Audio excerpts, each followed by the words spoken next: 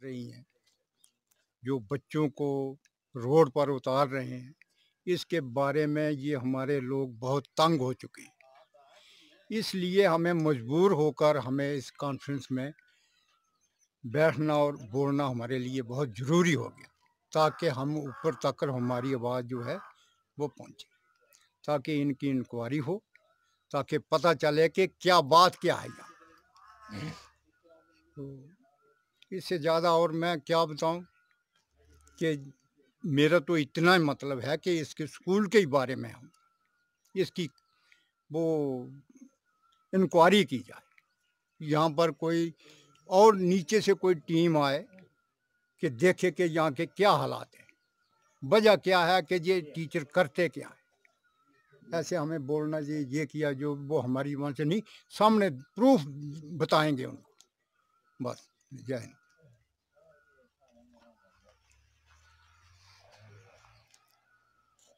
जैसा कि आप जानते हैं कि हमारे हाई स्कूल डुगुन में प्रोटेस्ट हो रहे हैं आजकल।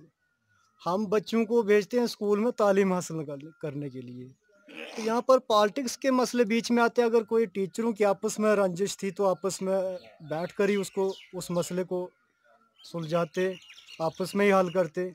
बच्चों को कहा गया कि आप रोड में जाइए, नाराबाजी कीजिए, प्रोटेस्ट कीजिए।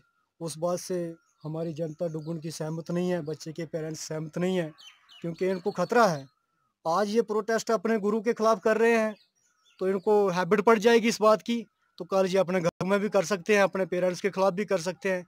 इसलिए हमने मिलजुल कर एक प्लान बनाया है, एक रेजोल्यूशन बनाया यहाँ पर कि ये जो स्कूल में कमियां चल रही हैं, जैसा कि हमने सुना कि एक मास्क की बात आई है, उसका बिल है मार्केट में 200 रुपया, तो उसका बिल झूठा बिल लाया गया है 1000 रुपये का।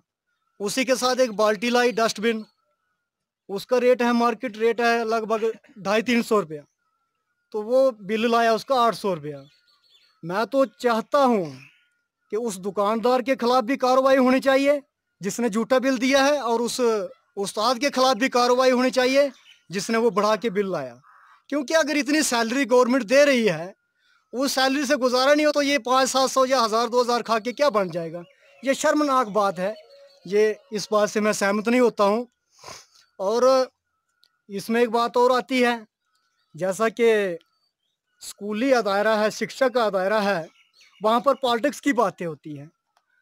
वहाँ पर नरेंद्र मोदी हमारे देश के पीएम हैं इस वक्त, पूरी दुनिया वर्ल्ड उनको जानती है, काफ़ी अच्छे कामकाज कर रहे हैं, उनके खिलाफ भी गाली गलौज हो रही है।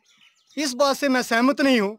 मैं तो चाहता हूँ कि कानूनी कार्रवाई होनी चाहिए ऐसे लोगों के खिलाफ जो स्कूली दायरे में बैठकर ऐसी बातें करते हैं। वो सियासी मैदान तो नहीं है, वो शिक्षा का मैदान है। बच्चे वहाँ पर सीखते हैं, फिर उसी दायरे से सीख कर जाएंगे तो मंजिल तक पहुँचेंगे। अगर ये फतूरबाजी वहाँ पे चलेगी तो क्या शिक्षा हासिल करेंगे। तो इसलिए मैं हाथ जोड़कर अपील करता हूँ ऐसे मुलाजिम से, ऐसे लोगों से, कि ऐसा काम करना बिल्कुल गलत बात है। गलत काम नहीं करना चाहिए।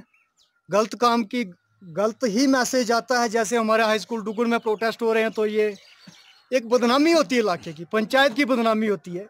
इसमें मैं एक बात और कहना चाहूँगा कि इस मसले में हमारे सरपंच साहब आगे नहीं आ रहे।